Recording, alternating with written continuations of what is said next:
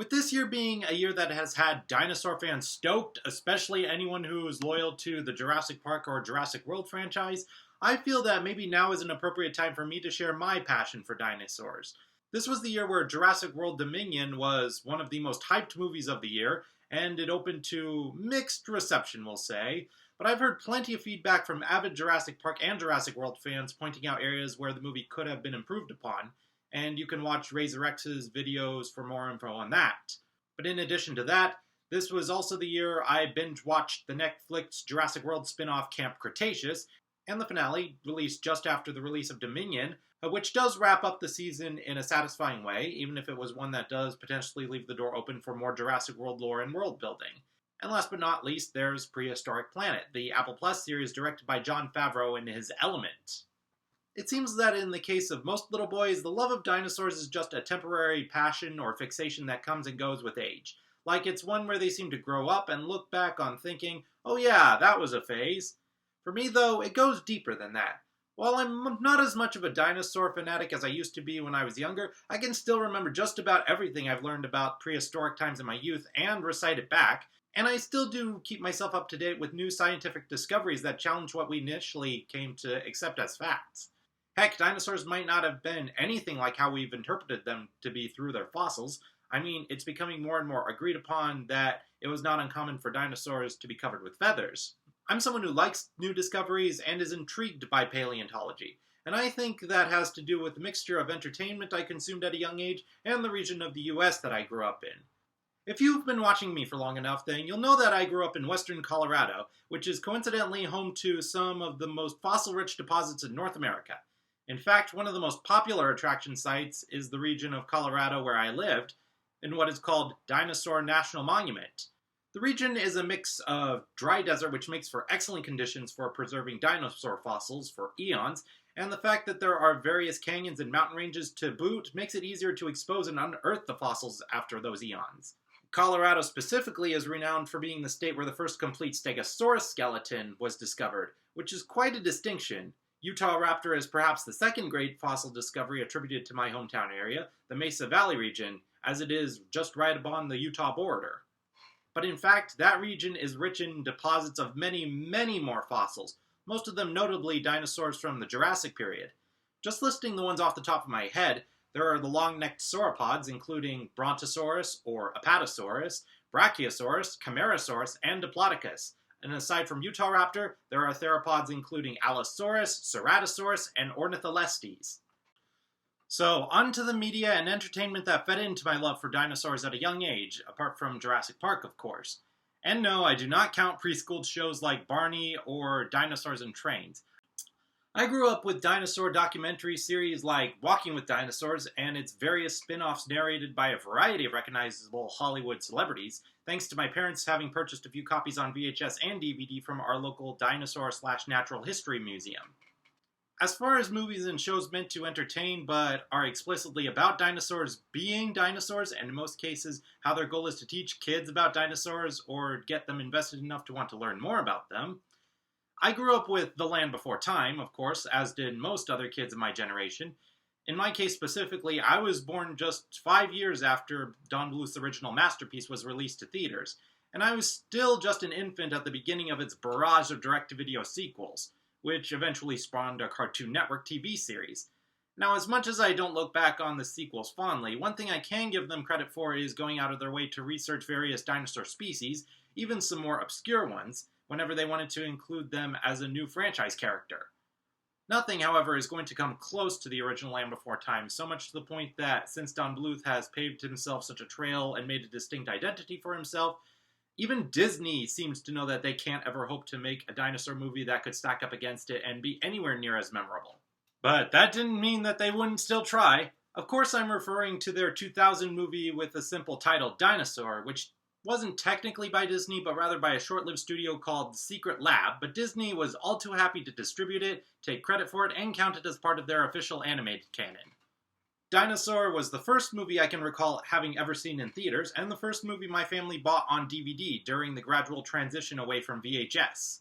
It's a movie that's gone down in animation history for originally being intended to be a dialogue-free documentary, until Michael Eisner made the decision to change it and give it a dialogue and make it a simple, generic journey to the Promised Land narrative to rake in the revenue.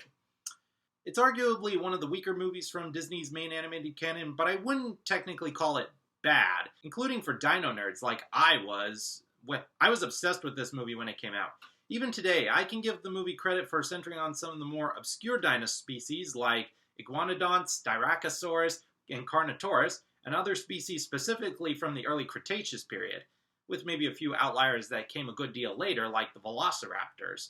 And the choice to anthropomorphize the dinosaurs somewhat to make them talk and have human facial expressions, most of the CGI still holds up well to this day.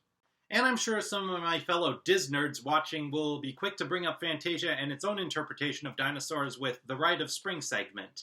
It's definitely one of Disney's more artistic feats, especially in their early years. But even putting aside the dinosaur aspect of it, the music for the Rite of Spring has become one of my favorite pieces of classical music, even piqued my interest into the history of the piece and its composer Igor Stravinsky and its massive impact on the world of orchestral music, including film scores. But for the record, the history of the piece had nothing to do with dinosaurs by its inception. And if you're a regular viewer of my channel, you'll know that I love Calvin and Hobbes. Bill Watterson wanted to make his portrayals of dinosaurs feel more authentic than he's seen other cartoonists handle them, and in his earlier strips, he drew them as lumbering lizards that they were typically imagined to be, until he returned to the library to study their anatomy, and he said that he went through a period where he stopped working on dinosaur strips during the release of the hype of Jurassic Park because, according to him, a few pen and ink drawings can't compete with CG graphics. And last but not least, as far as movies and shows, there was The Magic School Bus, a property that was my jam when I was a kid. I watched the TV series, read the original books by Jonah Cole, and played the computer games, even outside of school. There was one entry in the book series called In the Age of Dinosaurs, there was the Season 2 TV episode The Busasaurus, and there was also the CD-ROM 1997-ish computer game that explores the Age of Dinosaurs, which I'll talk more about in a minute.